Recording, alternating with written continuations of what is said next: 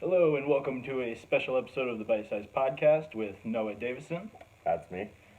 We work together at Matt Anthony's in Angola, and we have spoken a lot since I started working there.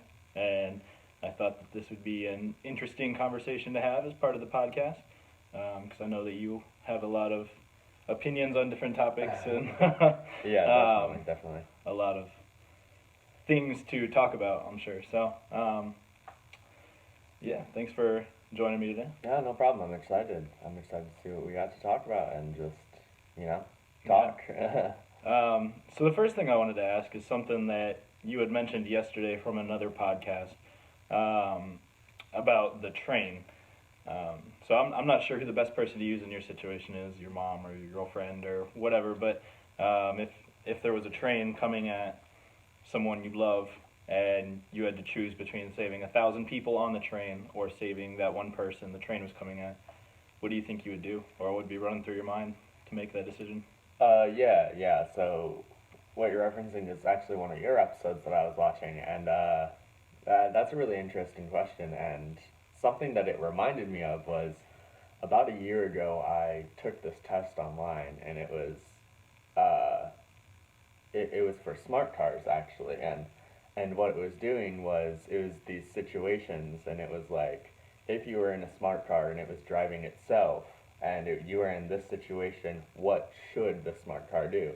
So it's like you can either crash and kill yourself, or you can hit a woman and three dogs. You can hit four people, or you can Save yourself. crash and kill. Yeah, and you had to decide between the people you would kill. Well, you had to decide for the car. And that was really interesting because the research was actually um, documented and is put into like what people think as a total, because those are decisions, unfortunately, that someday the car might have to make. Well, there's actually been one death by a self-driving car where it actually ended up hitting the person instead of saving, Right, or it saved the person who was driving the car. right. And I think that's kind of how I came to it, was it should always, first and foremost, protect the person in the car. That only makes sense, I think. But then it should just try to minimize damage after that, is sort of how I went with it. But anyway, back to the question. I think regardless of who the person is, I would have to hit the person, the one person. Um, Even if it's my mom or my girlfriend, I'm killing 10,000 moms and girlfriends, Yeah, or that's, 1,000 moms and girlfriends, if not, so. yeah, I feel like you'd have a bit of survivor's guilt after that, no matter what Oh, happens. And yeah, for sure. it would weigh down on you and the person who you saved. Yeah, the person For the rest of their more, lives. definitely, Yeah. yeah, because you're the one that's putting value on their life. They never asked for that. I think it's a big weight to carry. For sure. But yeah. Okay, well, if that wasn't deep enough. um, For sure. my next question is about kind of like the state of the education system in America today. Like, do you think that we're on a good track right now as far as preparing people for the real world through elementary, through high school, and maybe even college if you want to delve Okay. into that? Or do you think that, I mean, there's always going to be ways that we can improve things, and Definitely. but as a whole, do you think that we're kind of on the right track, or do you think it's going down from where it used to be? Or Okay. So yeah, that's an interesting question. Um, I guess we'll just start at the beginning, right? Preschool, stuff like that. I think it's really hard to be bad at preschool. First of all, I think you're teaching. unless you got insomnia and you can't take a nap. you're teaching motor skills. You're teaching socialization. You're teaching basic principles to help you just adapt to the social situations. I think preschool does really well. I personally went to preschool where we live, and I have a few memories of it, and I can understand the goal of preschool. And personally, for me and my siblings and other people I know, I think the people that went to preschool really had a head start to those who didn't. even if they went to daycare or something like that, which I also did. But mm, going into elementary school, uh, I think it depends where you live. Um, if you go up to Canada, California, they have these really weird policies that they're doing now. Very marshmallow soft policies, which we might get into later. But I think the problem with our low level education systems is that you're not preparing children for, like you said, the real world. We're not. Right.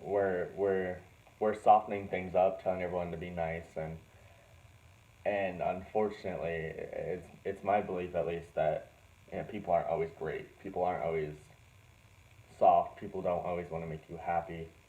And that brings up a fair point that we were also talking about a week or two ago. Um, you kind of said that there's advantages to being bullied, and that it's not always a bad Yeah, thing yeah, because it can kind of shape you into the person that you need to become. So I kind yeah, of get what yeah, you're saying on that. If everyone's told to be nice and yeah. to an extent they listen, then it creates an environment where Scary. people aren't able to grow fully and they become desensitized to how things are in the real world when you're not being told to be nice every day. Yeah, absolutely. And uh, a great book that I recommend to everybody, Jordan Peterson's 12 Rules to Life. He asks a really good question in his chapter about raising children, and he's like, would you rather raise a child who's safe or a child who's strong? Because a child who's safe will be able to prosper in their in their ecosystem, but a child who's strong adapts to the ecosystem, That's a good point. and exactly, yeah. I think it's much more important to prepare the child for what life will really be like rather than create an environment that will help these children as long as they stay here. Yeah, it's kind of like give a man a meal he eats for a day, teach a man to fish, and Yeah, he'll be able to eat forever. yeah, exactly. I feel like it's a short term solution. In the classroom they'll be nice to everybody, but once they go on, you just ruin their lives. Right. And it brings up another huge thing, which is kind of tangential, but the rate of PTSD for people like that. Generally, when you're raised like that, you have high trait agreeableness, which, in short, is like how compassionate you are and how willing you are to listen to authority. And if you're high trait agreeableness, what we know from data is that when you're put in stressful situations or high stress situations, there's a much higher likelihood that you're gonna um, require or acquire PTSD and other mental disorders because you're just not prepared in life for these stresses and these things, and they shock you so much Makes that sense. your mind doesn't know how to cope, and that's also where um, a lot of DID will come from, your dissociative identity disorder, your multiple personalities, and yeah, so that's where I stand with elementary, I guess. Just like trying to find a way to cope so you can create. Yeah. So yeah, elementary. I think there's not much I can say about the education itself, but the attitude around it, the social attitude around it, I think is shifting. Um, and I think it's shifting away from science. I think it's shifting away from factual knowledge. I think it's just trying to be nice, and I'd say that's our problem with our elementary system. I don't know. Yeah, I could agree with that. Makes Um, Going on though, middle school. sense. God, middle school's Kind such of all an interesting changes. time. Yeah, for sure. And I've thought about this a little bit. I think sixth grade is really interesting because it's like, um, for I guess it's different for a lot of schools, even in America, but across countries it might be vastly different.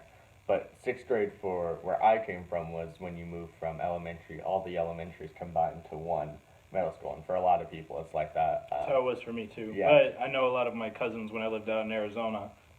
Sixth grade was part of elementary school, and then exactly. middle was just seventh and eighth. Do you Yeah. think there's advantages to that, or do you think that sixth grade should be part of the middle school bracket, if you will? Personally, I think it was advantageous for us. I had a really interesting middle school class. I had a really interesting class throughout, but well, I guess it depends on what way you look at it. We were able to be socialized with each other very early on, before we hit 13, which, um, for some reason, at least in males, we see a huge spike in aggressiveness, and in females we see a huge spike in depression. That hasn't been fully documented yet into why that is, or how that is. But what happened for us was in sixth grade we were all able to be socialized. You know, you kind of figure out your social groups. It's really stressful in a really not serious way. But But at the time, it seems like the biggest thing the in your biggest life. thing ever, yeah, Yeah. absolutely. And I kind of got in with like, the cool kids or whatever, which was fine. I never really cared to hang out too much. I didn't hang out too much with them. But moving on to seventh grade, things got really interesting. You get a lot of depression. You get a lot of anxiety. And it always seems to be that 13 years, 13, 14, 12, where this happens. Ours happened to be seventh grade, and our females, it was epidemic in our class. They were cutting themselves, Mm. viciously all the time. I mean, it must have been at least 1/3 of the class, and that's not Wow. exaggeration. Wow, Cutting that's crazy. themselves, and it became really hard to decipher. Why they're doing this. Attention. They're actually depressed. Their friend did it. Like, um, I remember talking to an old friend of mine, and at the time we were best friends, and she had never cut herself. I never cut myself. Disclaimer. But some guys did. Some guys Me did. neither. Mostly girls. Um, but she had never cut herself. She was happy with her life. Nothing had ever happened. But one day she came to school and just gashes on her arm. Wow. And I asked her why she did it, and she didn't have an answer. And that was really weird. That, for our class, I don't know if it changed us. I don't know what it was. I don't know what about middle school did that to us. And I don't know if it's indicative of a problem with the education system itself, but like for those teachers to have to teach and push through that type of behavior from their students, I feel like it's hard to ask much more of them, honestly, because you see the same thing year in, year out. I don't think you see it on our scale. I think every class kind of has their little niche that they're They're involved in that? yeah, their vice. Every class has a vice. The class after us was really sexually active. The class after that was really a lot of them smoked, a lot of them drank, stuff like that. And I think we're all just trying to line up the 7 deadly sins and All right. our class motto. Or This year's something. class is all fat people, so. Yeah, but yeah, the middle school education system I felt was fine. Problems maybe being the arts. You don't feel a lot of the arts in middle school, at least where Yeah. I come from. Yeah, so once you get to high school, it's like the sports are overflowing and the arts are struggling, drowning. Definitely, yeah. Um, I can agree with that. The arts programs were definitely like 10 times more extreme once I got to high school at Yeah. my school than they were in middle school. It was kind of just Easily. like you get a taste of things, and then if you're serious about it, then you can Easily. really experience it in high school. Yeah. And to go back to your last topic, in my school or in my class at least, there was only about maybe 10, 15 people who were really, they were like the emo clique, and they Yeah. would cut themselves and all that. Right. And for a while, I was really associated with all them. Not that I really did that, but I started dating this new girl who. What year was this? This was my 8th grade year, I think. Okay. Maybe 7th grade. I can't remember for sure, but a new girl started, and we started talking and ended up dating, and then I figured out that she had some severe depression, and Right. she had a friend recently commit suicide, and so she was still struggling to process all that and get through it, and uh, to a degree she still is today, and so she would cut, and through her I got associated with all these other people who were in that group because Yeah, they yeah. kind of stuck together, they could relate, and it's interesting that you said that there's different reasons why they do stuff like that because uh, the girl that I had dated was definitely doing it because she was depressed and Hmm. she had these mental issues, and there was other people in that group who just wanted to fit into that group. They needed Yeah. somewhere to Yeah, click with. yeah, yeah. So to do that, they would literally cut themselves Mhm. just so that people in that group would accept them and Right. let them be a part of that to make Yeah, friends, yeah, that's which crazy. is a crazy way to make friends for sure.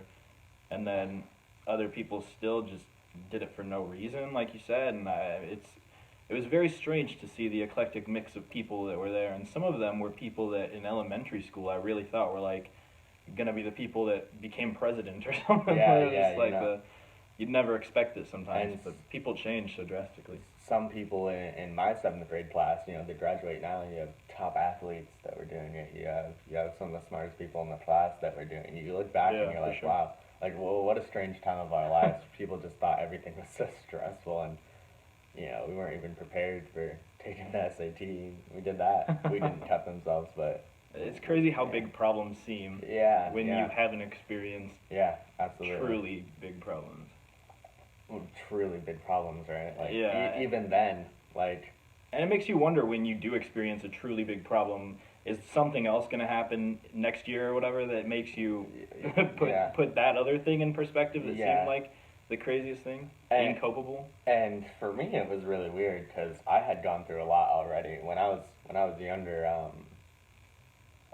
my brother, he was born when I was in third grade, and he died when he was 2.5. So I kind of I lived this really really crazy life for 2.5 years, and so I kind of got this um, perspective on life that was very different than other fifth graders, I should say, at Yeah, the very least, I'm sure.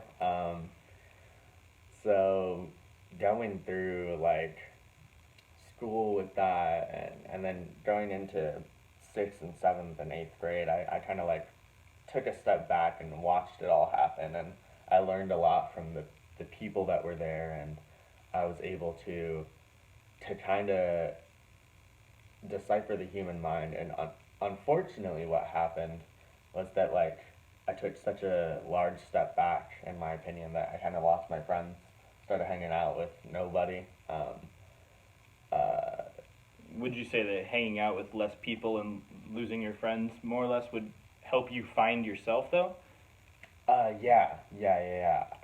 I feel like Definitely. when you're hanging out with people, you tend to pick up traits from them, and even if you're really close friends, you still have to fight for acceptance sometimes, Yeah, at least in your head. And yeah, so I think sometimes if you can take that step back and disassociate with a lot of people, while that's not necessarily the easiest or best thing in the exactly, moment, I think it can exactly. really do wonders for finding out who you truly are. Exactly, and I think it's very important to have mentors to get you through stuff like that. And in middle school, I had a great teacher, Mrs. Griffiths, and she mentored me sort of emotionally.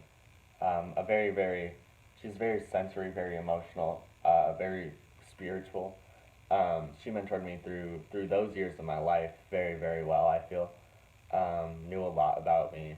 I knew a lot about her, um, and we had a very, very close relationship. Going into high school, What did she teach? she taught English my sixth grade year. For And sixth grade, we, okay. we had a thing called homeroom. Sixth grade year, I was in her homeroom. We spent like 30 minutes a day in there or something. And uh, we had a very, very close homeroom. Well, go seventh grade, we lost some teachers. Teachers switched grades. Miss Griffiths goes down to seventh grade. And it was a really weird setup in our school. We had two teams, blue team and yellow team. Those were Okay. our school colors. We had that too. Yeah, and kids were either on the blue team or the yellow team. There was never really any direct competition. Hogwarts or anything, Right. but regardless, it determined what teachers you had. There were two sets of teachers for each subject, and you had either the blue teacher or the yellow teacher. Well, I was on the teacher without Miss Griffiths. I was on the yellow team. Was it randomly selected, these teams? Yeah, yeah. As far as I know, We had they called it like Royals and Ventures, and I was a Royal, but everybody in the Royals team thought that the Ventures were like the smart people. Like they hand selected the smartest kids to go to the Venture team, and from what I heard, apparently a lot of the Venture people thought that the Royals were like the smart people. So that's funny. Yeah, I'm not really sure how that Okay, yeah, interesting question. Because I learned a lot through Miss Griffiths. Because what happened was she switched my team, so I would be on her side, and I was in her homeroom again. Or no, I was in Mr. Miller's homeroom, who coincidentally in sixth grade became my neighbor. Wow. So I was in his homeroom. Yeah, so that was interesting. Also, my cross country coach, really great friend of mine for a while, but. Anyhow, back to what you were saying about handpicking teams. Uh, they won't handpick teams based on talent. They actually do it the exact opposite way. They'll take the worst kids in the class, the biggest troublemakers, and they'll split them up intentionally. That's the only handpicking that I ever saw was like, Well, that makes sense. it's like, we'll take this bad kid if you take that bad kid. Yeah. And it's like they're trying to determine who gets what kid that they don't want at all. Yeah, it's really It's like funny. the draft. Yeah, for the reverse who you draft. don't want to work with. Yeah. Exactly. They're trying to pick the best, worst kid. Yeah. And then stuff like that. Yeah, that's the only time they handpick. Other than that, it felt pretty even. No, there's never really animosity, except for like, I think people thought that the blue team teachers were better, so they felt kind of like gypped in that sense. But I never. I mean, I respected all the teachers. I had some of the teachers a year prior. A great running mentor of mine, Paul Beckwith. He was in seventh grade. I didn't get to have him any years of my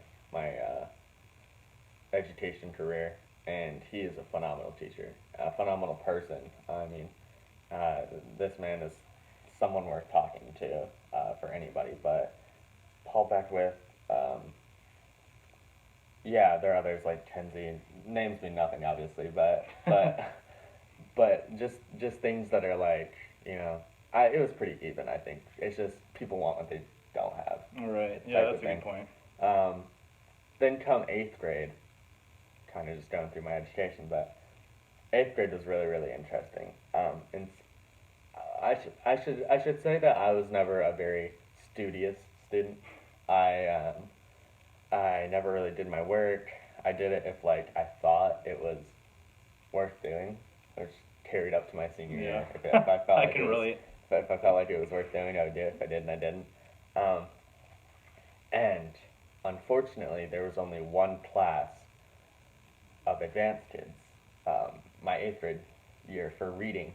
For math, there was more, but for reading, you were either in this 32-person class or whatever, or you weren't. And that was the advanced kids, and I had no hope of getting it. I had like B's and C's as a seventh. So it was based on grades? No, I'll get to that.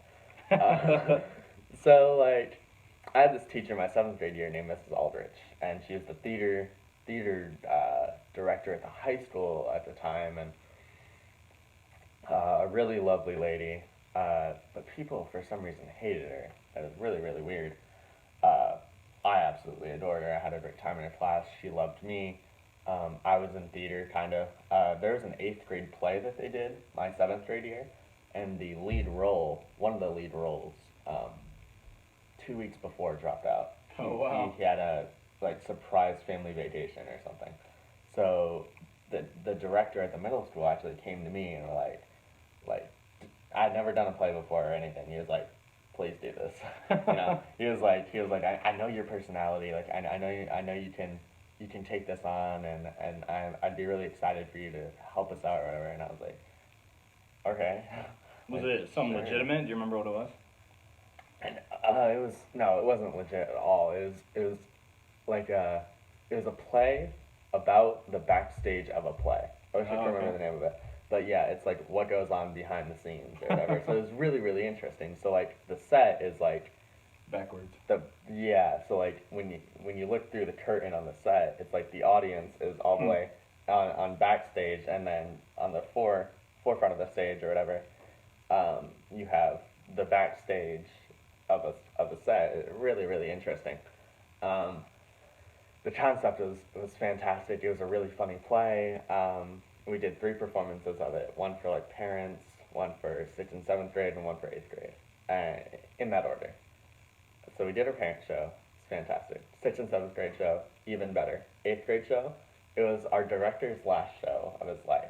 So we were like, we're just gonna mess things up, like Oh for man. fun. Like we're just gonna go crazy, right? It was like no, I could never forget this, and you can't make this stuff up. At the start, you do like exercise or whatever before your performance. Well, that was a part of our show. Was like we do exercises in a Okay. circle on stage or whatever, and we're doing it. And this girl named Vidya Sharma is like exercising. She's like leading it, I think, and she kicks her shoe, and her shoe flies off. Oh my gosh. It hits like the ceiling or whatever, goes down, and like we have to keep it together. Like this is what we planned or whatever. Later in the Did show, he know? no, we didn't tell him that we were gonna do this. He absolutely loved it. By the way, Okay, he I was wasn't gonna say. was not angry at all.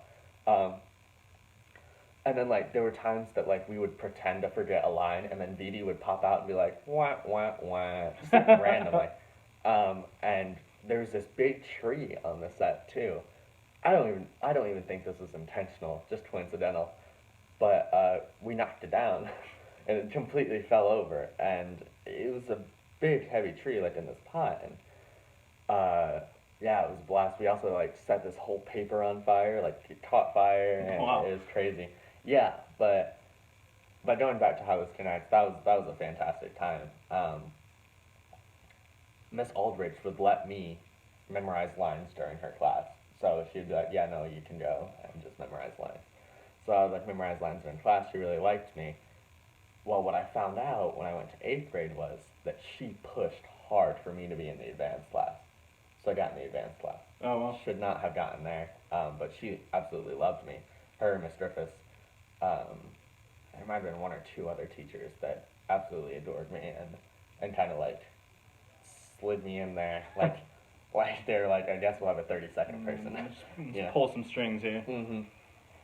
Which I had never asked for or anything. I didn't expect to be in that class, honestly.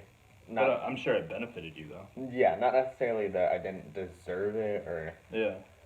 or that I wasn't capable of doing it, but because I hadn't put in the effort that I probably should have to be there, which is important, I think. But Yeah, I mean that leads to something else I had told you before. How I took an AP literature class my sophomore year, I think, and there was supposed to be a like 30-page packet you were supposed to do in the summer beforehand, and I ended up not doing that Yeah, and yeah. went to my principal, and he basically said they can't force you to do summer homework, right, right. and allowed me to stay in that class anyway. And after about a week, the teacher pulled me aside and essentially said that I sucked at it and didn't deserve to be in the class and I should quit.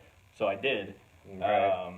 I think it makes a big difference to have teachers in your corner, even if you feel like you may not necessarily deserve Mhm. it. If they're pulling for you to succeed, then that's very conducive to a good learning environment. And Yeah, no, definitely. And when I went to eighth grade, uh, attitude was very different towards kids, definitely in eighth grade than it was seventh grade. Seventh grade, first of all, the cutting had ended, so we didn't need to be babied as much anymore. right, But also, the teacher seemed a lot less connected.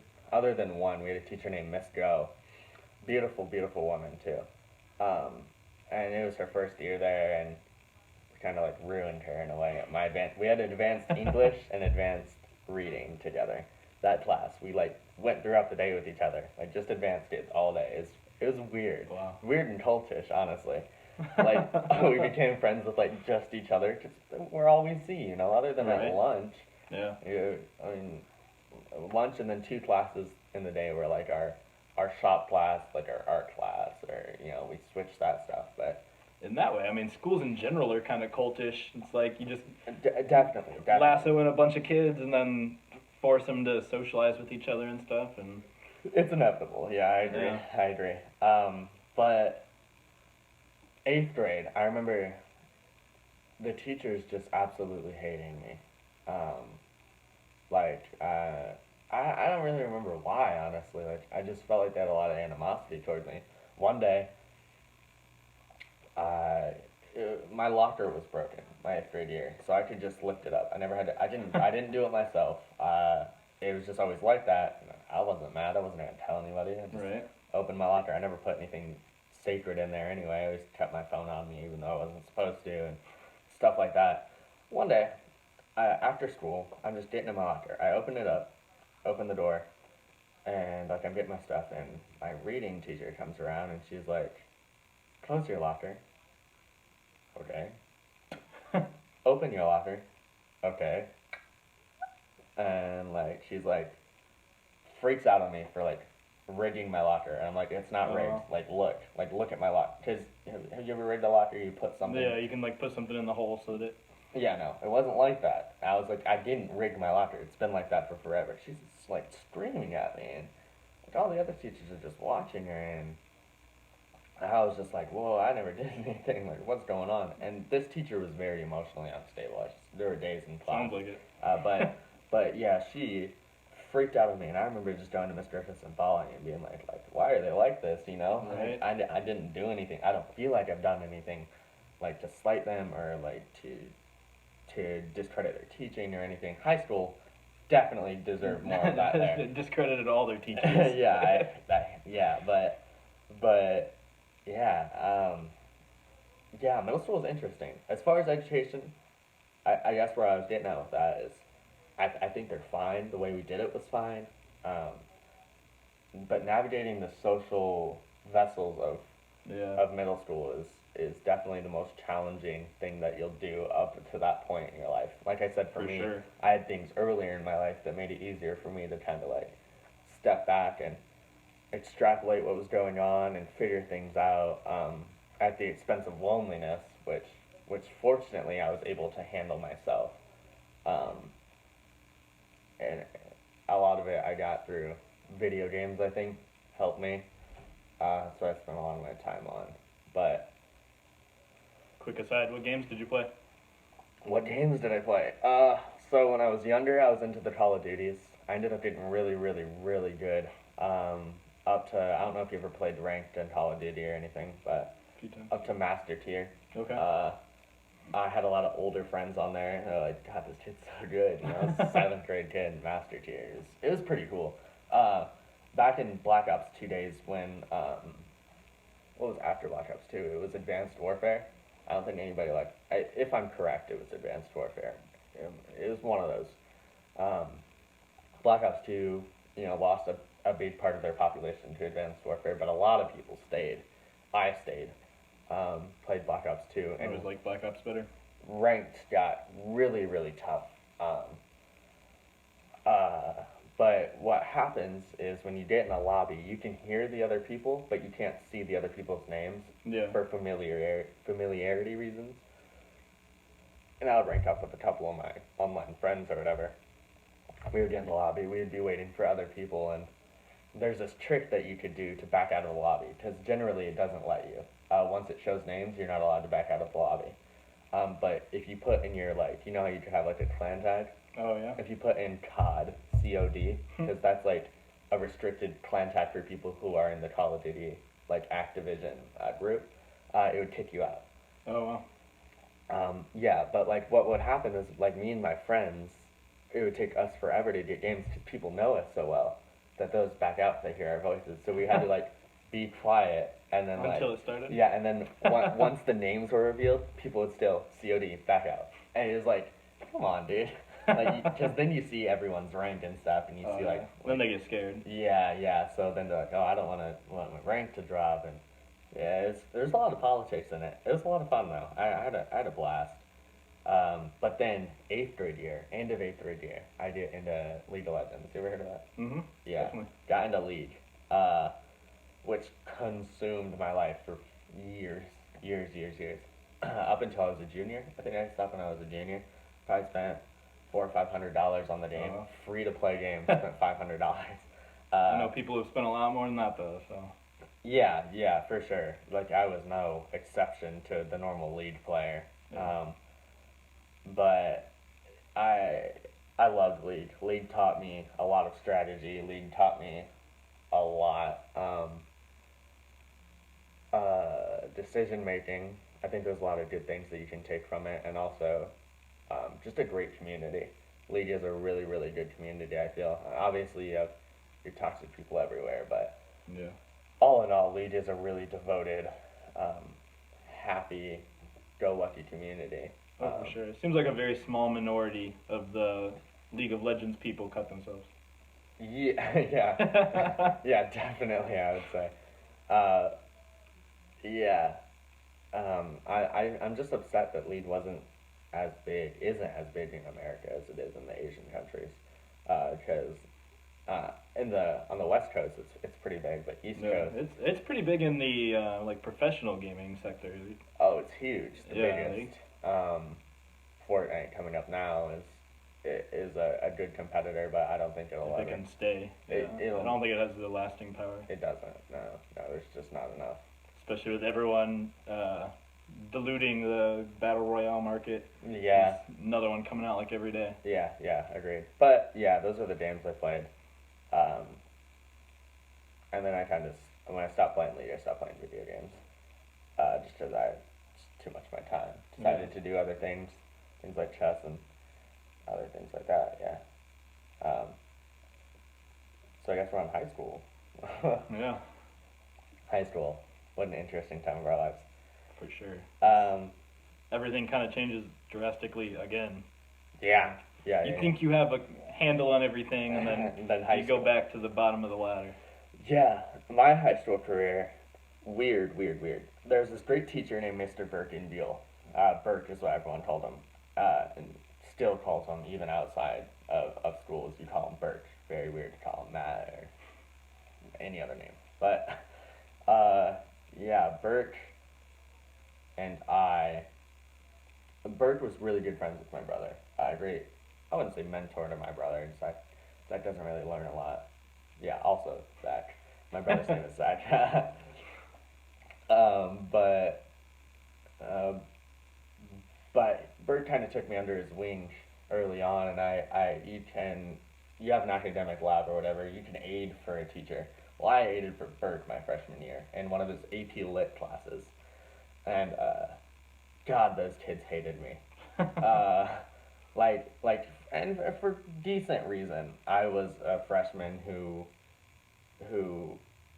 thought I knew more than I did. I did know a lot, and intuitively I was very strong, um, but at the same time, like, if anybody was actually intelligent in that class, could tore me apart. You know, like I just didn't have the knowledge base that I accumulated throughout high school. Um, but I would give my input in the class, and they would all be like, "Shut up, stupid freshman," whatever. Yeah, that's one thing about high school that always kind of frustrated me. People kind of discredit you because you're younger and Yeah, lower on the ladder, which I do agree that as you go through high school, you learn stuff, whether it's life experience stuff or actual yeah. like You change a book lot. smarts. Yeah. But yeah, there's a lot of maturing and a lot of growth that happens. On your own time though. Like if you're not looking to grow, I don't think you do. I think there are kids in my That's true. freshman class that graduated the exact same person as a senior. Yeah, there's some people who are mid-20s now and are probably the same person they were when they were in high school. So And what's interesting is that's kind of been like theorized before by Piaget, a French psychologist. He kind of said something like that. He was like, I think I talked to you about it one time. He was like, by the time like you're 8 years old, most people are done maturing, and like they have so hard they have such a hard time overcoming that monkey see, monkey do mentality. That's all they do for the rest of their lives, and that's the main chunk of our population. And it's like you see things like All that. a bunch of 8-year-olds. Yeah, a bunch of old 8-year-olds. Like they never learn to adapt. They never learn to apply. And it's like that. Those section of 11-year-olds that All right. Yeah. At best you're 11. But yeah, I mean I'll take it. But yeah, it's really fun to see uh, where you came from. You know, especially for me, I feel I was so different. I believed in a lot of things when I was younger. Um, Speaking in my 8th grade year, to be true politically, and I've always had an opinion, I should say. Yeah. And it's fun to see how like my opinions have changed through what I've read, what I've done, what I've seen. That's really interesting for me. But high school education, I think, is decently strong. Problems with it are like teachers aren't selected well enough. I think it's hard to select teachers better. I think I college. think it's hard to find teachers too, though. Yeah. There's a lot of classes that they got to fill in, so Yeah. they're willing to be less picky because they just need somebody to teach this curriculum, I think. Um, or have 60 people in a class, which isn't very effective either. mhm. One of my high school teachers, Troy Smith, and probably the biggest mentor in my life. He had this idea. I kind of tossed it around in my head. Teachers should have to have a master's in what they teach, which sounds great. Now you're getting to teachers that actually know their material better. It's getting them out of the teaching. What am I, the degree for Teaching degree, yeah. which I'm heavily against. I think you should go through what you want to teach and, Right, I and mean, in learn about it, college- and then learn how to teach it. Yeah, like you don't have to have a teaching degree to teach college. You just have to have experience in what you're teaching. Exactly, right. Like I think that's much more effective than Right. than being like, this is how you teach a kid to do math. Like, and to some extent, I understand the impact of that for low level education, but for higher level education, I think it's toxic. For sure, yeah. To get a degree like that. So yeah, that's probably the biggest problem with education is like this. The teachers are just not at the level that they should be. There are some are and are severely underpaid. There are some that aren't and I think are overpaid, honestly, for what they do. Yeah, I mean, I'm about to start school again for audio production, like recording studio type stuff, and especially in that field. But I definitely think that it applies to basically every teacher. It's much more effective to have a teacher that's been doing it and knows what they're doing, because you can read as many books as you want about producing music, but if you haven't physically done it, if you don't know the little tips and tricks that make it actually sound good at the end of the Right. day, then you're not going to be able to show somebody how to do that as well. And there's things that you learn from doing that teaching or learning will not really be able to teach you.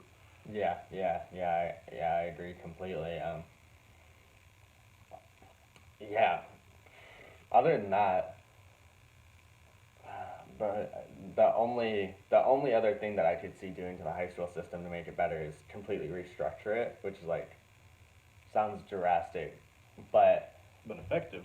yeah, my junior year we had a class full of French exchange students come here, our pen pals, full Okay. class.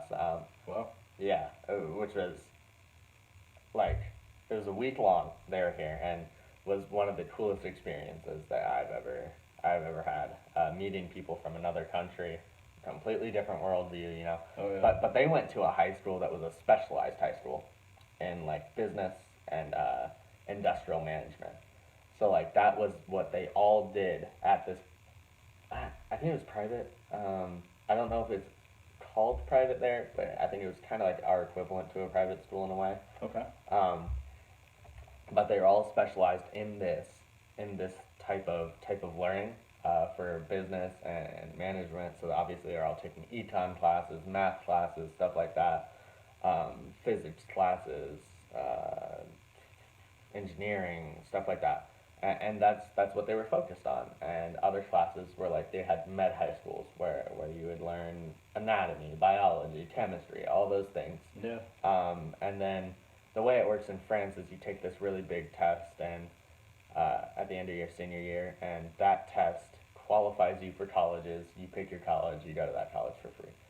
That's kind of how that works. Um, so like colleges see your score, they see your resume or whatever. They're like, yeah, we'll take you, and then you have to check their box, send it back, and you go to that college. Weird Yeah, that's an interesting way to do Very it. stressful test. I couldn't imagine. Not that the SAT is calming, but Right, but like at least you can retake the SAT. You know, Right, like this for one, sure. it's like I do good now or I do good in a year. Like Yeah. you take it once a year, and yeah, stressful stuff. But I thought that was intriguing, and I think there's some good science behind those types of high schools. Um, I think telling kids that they have to choose what they want to do when they're in eighth grade is very difficult. Oh yeah. That's where I stand on that. Um, I mean, looking back on me personally, I probably would have chose a decent path for myself. Probably would have chose something like law, like a law school, a business school for me to go to, which I isn't the worst choice. Yeah. It might have focused me and pushed me to go to college in that or something. I don't But you know. could have gone to college in that and realized that you don't That I enjoy hated it, and Yeah, that that's it's all I've ever done. You know, right. like I wouldn't know what else to do. Um, and then even trying to go to medicine at that point. Like now I gotta take anatomy 101, I gotta take chem 101, bio 101, and like, God no, you know, like that's rough. You know, it's going from scratch. At least people who graduate our high school, which I guess a good name for our high school like liberal high schools, just like a liberal college or is that what they're called? They're yeah, something like that, where they have to take like one of each like subject. So like even if you're a business major, you have to take an English class. Right. Liberal colleges or whatever. Um, that's sort of what my style high school was, and a lot of them around here, excluding private ones. Um, um, When I lived in Phoenix, there was actually a high school being built when I left that was a culinary high school. right. Yeah, Yeah. it was Yeah. very strange because that was the first. We had like a new tech high school, which was Yeah. We don't have new tech, but yeah. yeah, it was all like group projects and Mhm. everyone got a computer and stuff. But besides that, that culinary high school is like the first specialized thing I've seen, and it seems kind of weird. I guess like math classes could be tutored more towards, or not tutored, but you know what I mean. Aimed more towards culinary stuff, and I don't know. Are they writing essays based on food or something? Like I don't quite know how some of those Right. classes would incorporate with culinary, but it's interesting that if you want to go into food, there's a high school where you can specialize in that before you go to college. And the idea is like, why are you wasting your time not doing that? Like, if you know you Right. want to do culinary, like, why are you wasting your Start time as soon doing as possible. doing chemistry, biology, like as productive and as important, in my opinion, those things are. Um, you can't be everywhere at once, and I think that's what the liberal high schools are trying to get at. Is they're trying to get your fingers in every subject or whatever. But Sure. like And I kind of feel like when they do that, some of like if that culinary high school had biology, anatomy, and you had to Right. take all of that stuff, then you'd be so focused on trying to get a good grade in biology that you wouldn't be able to memorize all of your um, conversions for cooking. yeah, And if you can focus more on cooking, but on the Yeah. same note, I could see somebody going through that whole culinary high school and getting a job in food service afterwards or whatever, and then not enjoying Not it, liking and it, then they yeah. don't have a full basis yeah, for yeah. everything. It's a lot of risk and reward. Yeah. Like I have friends that I know, and then I don't know how long your sister wants to be a baker or whatever. I don't know how long she's wanted to do that, but a good an acquaintance of mine a really, really great guy, Ryan Perky. He, for as long as I can remember, has wanted to be a chef. He works up at a golf course now, cooking food, loves his job. Um, but he took the same course that your sister did at Impact, Okay. which is like an extended high school for our system. It's a vocational school. Yeah, vocational. And he's going to be a chef now, you know. So there's people like that it's like, man, if they could have been honing their skills Right. even better, like imagine where they could be now. Like, but instead they were taking calculus, they were taking pre-calc just because they have to, you know. And Yeah. those are classes that I personally loved, but it's classes that Ryan could have been studying recipes or trying out new methods or something like that Right. in like a private study or something, you know. So, You use the word honing, which kind of makes me think of like knife honing, which I think is a good metaphor because if you are constantly sharpening your knife, then you'll be able to constantly make good food. Yeah. But if you're using your knife until it's dull, then the last 50 meals you cook with that knife are going to have oddly cut Yeah. ingredients and it's not going to be as professional. And I think in your life, if anything's worth doing, you should do it as professionally and make sure your knife is sharp to Absolutely. do it. Absolutely, yeah. There's that one guy. I can't remember his name. He he he coined the idea that you have to be good at something. You have to do it for 10,000 10,000 hours or Yeah, whatever. I know who you're talking about. I can't think of his name either. But I think the idea behind these high schools is like it's an extra step towards your 10,000. You know, like in a Right. normal high school, you'll spend 300-400. It's like now you've got 1,000 Right.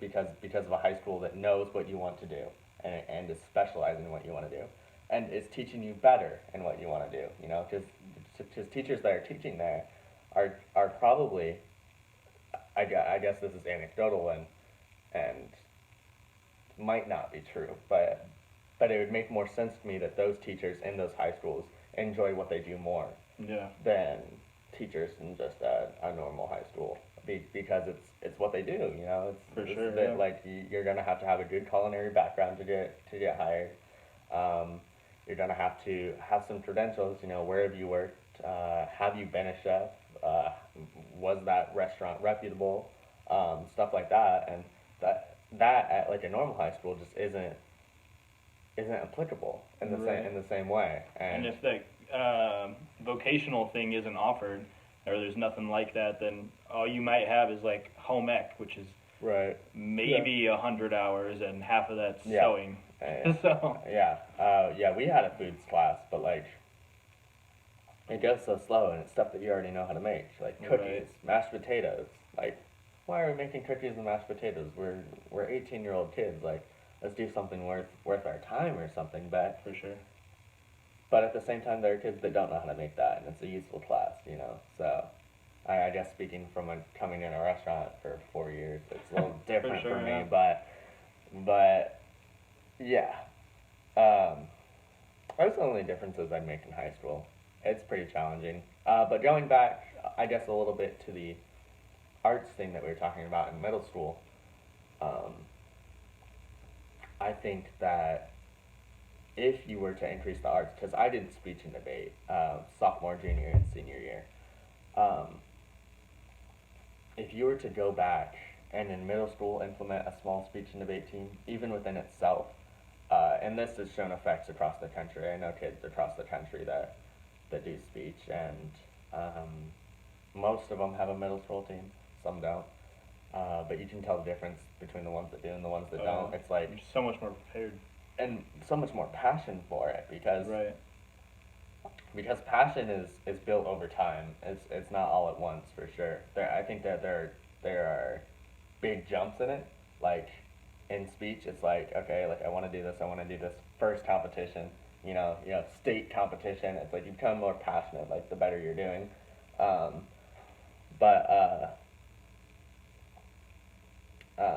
yeah, so if we were to open up a middle school team or like emphasize these arts a little bit better, it would improve our arts, which would improve our school. Oh, yeah.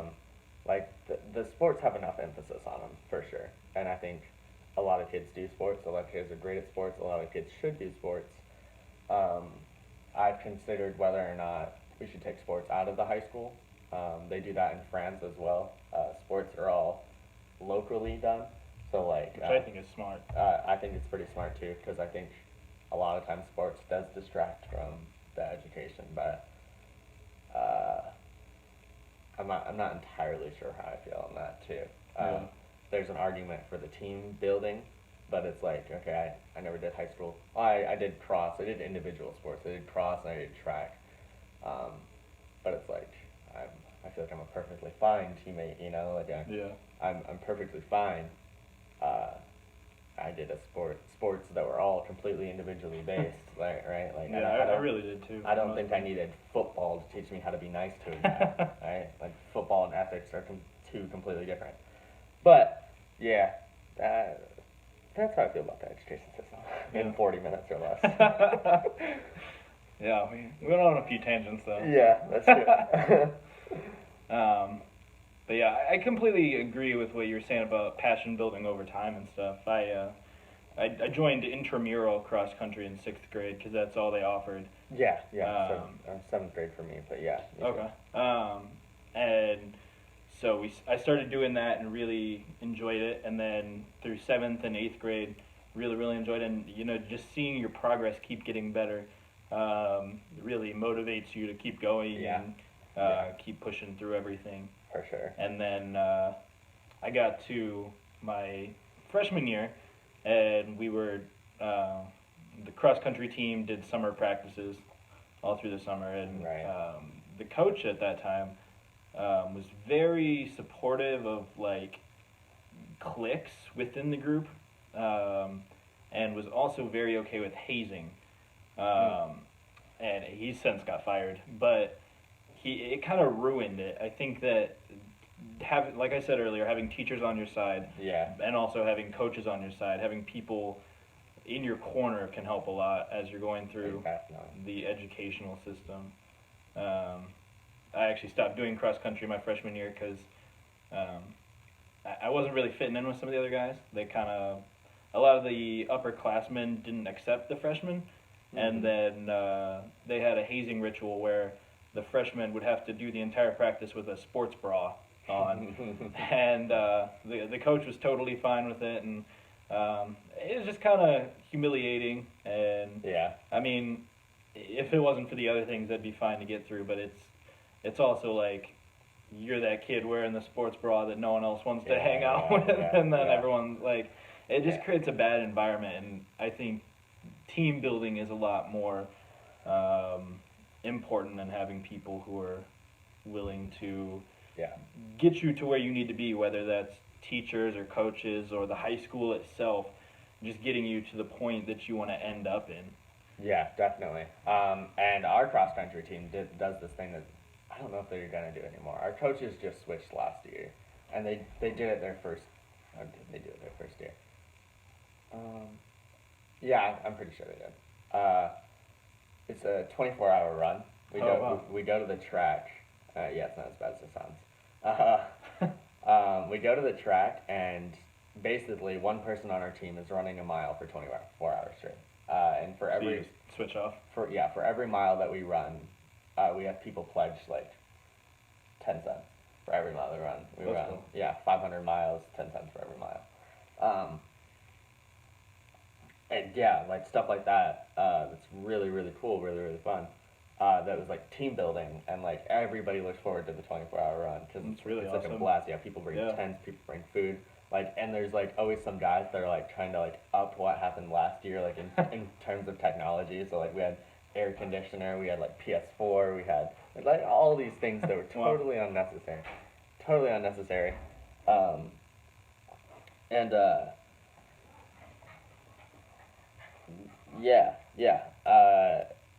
it's a really good team bonding experience, and that's something that I think more teams should have.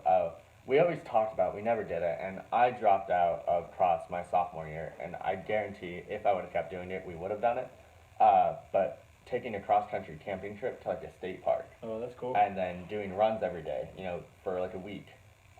We all live together for a week. We do runs together for a week up in hard trails. Uh, really, really difficult. But like I think like that stuff would have been like accelerated like our passion. Like I said, Yeah. passion comes with experience. It makes you grow together. Mm-hmm. And as a team, yeah.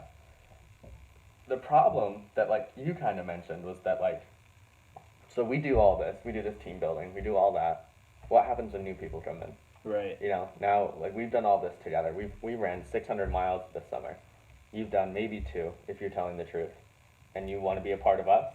Yeah. It does create this type of animosity, and it's like put in the work first, and then we'll accept you. But until then, don't expect to be accepted. Like I Which makes it harder to be willing to put in the work in the yeah, first place. yeah, but like I understand both sides of it too. It's like it's hard to tell me that like someone who has no idea what I've experienced is allowed to experience the same thing as me. Like, Yeah. like it's hard. Is it right? As long as you're not killing the other people, yeah, I think it's fine. Like we never did hazing or anything like that. We definitely did dumb things, but that was across all grades. We would do dumb things. So. And also like whenever freshmen would come up, like we needed them first of all, so it was like treat them like gods. But also Yeah, they were good. They were genuinely like some of the best on the team sometimes. So it's like you do you, buddy. Right. Like And once I got into show choir, it was always more like the freshmen are the people who are going to be seniors, so you want them to be. So yeah, you want those people to be the best they can and get better. yeah, definitely. You should build them up so that the whole team can be better instead of Mhm. tearing them down. Yeah, I agree. But yeah, back to like I said, the click thing. It makes sense for that to happen, I guess. When you do things that like team build, you do so much team building, and you do feel like a family, and then other people like try to come in. You know, there's kind of like that hesitation period. Certainly, it's possible to let them in, but to do it instantly, 1, I don't think is good, and 2, I think sometimes creates a lot of animosity For sure. within the team. But that's how it goes. Yeah, figuring that out in high school is a big part of high school. So I don't think the academics are ever terribly difficult, honestly. I think how you navigate high school determines how hard it is, Oh yeah. for sure. I feel like overall school is a lot harder than it has to. All right. So hopefully that cut wasn't too weird. One of the things done. But yeah, so school is a lot harder than it has to be. I feel like once you get into the real world, socializing isn't as hard. Everyone tends to be more cool. Obviously, there's still the jocks and the bullies and the people who think they're better than everyone and all that. But at the end of the day, I think more people are just chill. You're all experiencing life. You're going through things, and at work, you're all just putting in your hours and going home. And so I think all of the trying to fit in and stuff is kind of thrown out the window once you get into the real world. So in that aspect, I think school doesn't really prepare you for that because it's such intensified stakes. Yeah, agreed. And that's why like there's a lot more deep layers to it, but I think it depends on the type of person you are, what you've experienced, and how, like Dr. Peterson says, how strong you are. You know, and relativity to safe, and how you've been raised. So, you know, some people come out of high school soldiers ready to fight the world, and some people come out as marshmallows ready to get burnt. You know, For sure, yeah, that's a good way to put it. And I think the goal of the education system is to, amongst other things, make you strong. And to go back to the original question, I think you asked something like, do I think it's succeeding or not? And I think slowly it is drifting away from that. I think we're going more towards the safe side. Yeah. Which for a lot of people in lower level education, I think makes sense that they do that. But I think it's bad overall, for a lot of reasons. But yeah, we'll see how it goes. You know, all you can do is write it out, try to try to spread what you believe and hope it catches fire. Especially with a lot of the gender debates that are going on, and like homosexuality and different things like that really cause a lot of extra stress anyway. I mean, more people cutting is never a good thing, obviously. So I think having a safe space to an extent is good, but when the real world isn't always like that, it makes it a little difficult. Right. Yeah. 100%. Yeah. So I agree. It'll be definitely interesting to see how it evolves over time, and if it continues down this path of being safer versus preparing you to be stronger. And yeah, it'll be interesting to see how school is when we have kids and they start going through all that. And it's already way different than it was for our parents, I'm sure. Yeah, 100%. I mean, they can't hit you with the paddle anymore, so. Right, for sure. Yeah, that's a good point. Yeah, but yeah, I appreciate it. Maybe we can go back to that. Yeah, for sure, for sure. Actually, funny little thing, back in 7th grade, on the radio, there was a girl that did get paddled in Texas by a male teacher, and she couldn't walk for like 3 days. Oh, wow. Yeah, there was a big controversy there. That was years ago, but... Technically, it is legal in Indiana to paddle kids still. I think you have to have like a consent form or something. Depending on the circumstances, I don't think you even need parental consent. That's interesting. But because there's such a strong possibility of getting sued and the parent arguing, or you know, if the kid says you hit him a little too hard or did something other than paddling them, like there's so many other factors in there that no one does it anymore. Yeah. But there is still a legal loophole I was reading about, that corporal punishment is still perfectly legal in Indiana. Interesting. Yeah, I was gonna be a sub at DeKalb, and they went through all the laws and stuff, and basically said, don't paddle kids, but you can. So that's a little aside there. Yeah. But yeah, thank you so much for being here. No problem. I appreciate it. Thanks for having me on. It was interesting conversation. Yeah, and absolutely. Looking forward to maybe another one sometime or something. Yeah, for sure. We didn't get to too many topics. No. But we did go very in depth on that last one, and I thought it was really, really interesting. So agreed. Thanks for being here. Yeah, no problem, man. Yeah. Appreciate it. And we'll see you guys later. Absolutely.